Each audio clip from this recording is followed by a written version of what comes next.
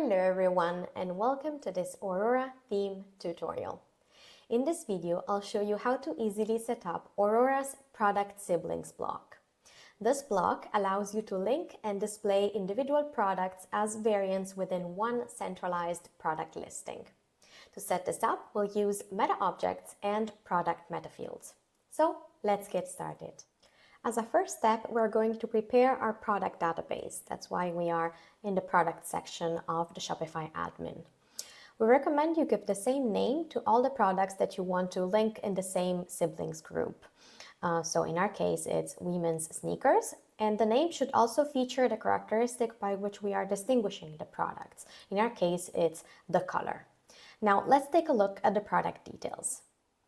In the product details, you shouldn't have that variant by which you are distinguishing the products. So here we don't have color, and this is how it should be. You can have other variants, but not that one variant.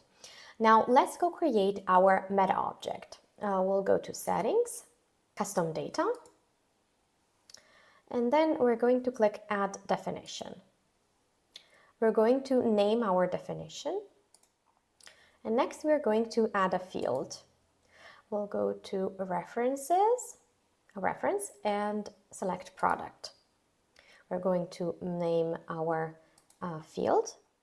By the way, I chose product siblings and product list, but you can choose the names that you prefer. The important thing is that you understand them and you recognize them. Then we're going to switch to list of products, and we're going to click add. We're going to check that the storefront access is enabled, which it is, and we're going to click save. And our meta object is ready. Now we're going to add entries to this meta object. So we're going to close the settings, and we are going to go to content, meta objects, and here we have our meta object, which we are going to open. We're going to click add entry, and here we are going to select all the products that we want to link together in the same siblings group, and click add. We're going to click save, and we are going to edit the handle by entering the name of the product. The handle should have dashes. And now we're going to click save. As you can see, the name of the entry automatically changed as well. Now let's go back and let's add more entries for all the products that we want to create sibling groups for. As you can see, I have added a couple more. Now we're going to link the meta object entries to the products by creating a product meta field. So we're going to go back to settings, custom data. This time we're going to select products. We're going to click add definition and name our definition. Again, you can choose the name that you prefer. And we're going to select the type of field. In this case, we're going to go to reference again and select meta object. And here we're going to select our meta object, product siblings. We're going to check the storefront access once again and click save. We're going to need a second meta field to display the option value names on hover on variant images or swatches. As you can see, we have the names of the colors that appear on hover, and just to display those names on buttons and on drop downs.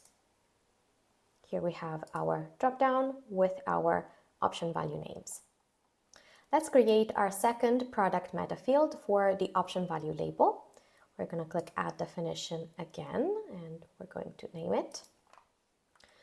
Next, under type, we're going to select a single line text, one value. We're going to check the storefront access and save. Before we move on, we recommend copying the namespace and key of the product meta field and save it for later, because we're going to need it for the last step. And here we have our two product meta fields. Now we're going to enter the necessary siblings list and option value label for each one of the products in our siblings group. So let's go back to the product section. You can manually enter the values for your meta fields from the product details of each product. So you open the product details and you will find the meta fields at the bottom, but we recommend doing this in bulk instead. So from the product section, you're going to select all the products that you want to edit, and then you're going to click bulk edit. At this point, we're going to click columns and we're going to hide all the columns that we don't need. And we're going to leave just the columns for our meta fields, siblings list and option value label. For the siblings list, you can just click on each one, select entry, and then select the necessary siblings list. And you can do the same for all the products, or you can just copy and paste it. Whereas for the option value label, you're going to have to type it for each one of the products. Once you are done, click Save. For the last step of the process, let's go to the theme editor.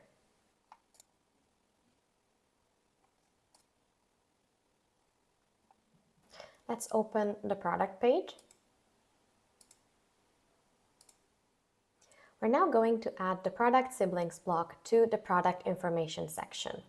So we're going to click Add Block and select Product Siblings. And we're going to place this block next to the variant picker. Now, in the product sibling settings, we're going to enter the option label. In our case, it's color. And under siblings list, we're not going to manually select the products. We're going to click the dynamic content button, select siblings list, and then product list. For the option value label, we're going to paste the namespace and key that we copied earlier. And here we have our product siblings block with our option value names.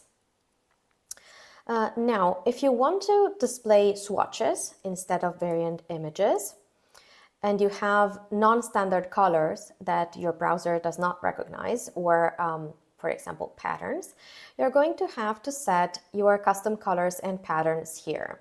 You need to add the hex codes for the colors and links to the images of the patterns. Here I have added the hex codes of my non-standard colors, and as you can see now, all the colors are visible. If you're using swatches or variant images, you can adjust their shape and size here. For example, you can have square swatches instead. Now I'm going to show you the product page of a product that doesn't have any siblings set. As you can see, we still have the product siblings block here, but since this and this don't lead anywhere, they are empty, the block is not displayed on the page. So you can use the same template for products with and without siblings. You don't need to create separate templates unless you have decided to remove the variant picker block. In that case, you will need separate templates. And that's it. That concludes our tutorial. Now go set up product siblings for your Shopify store.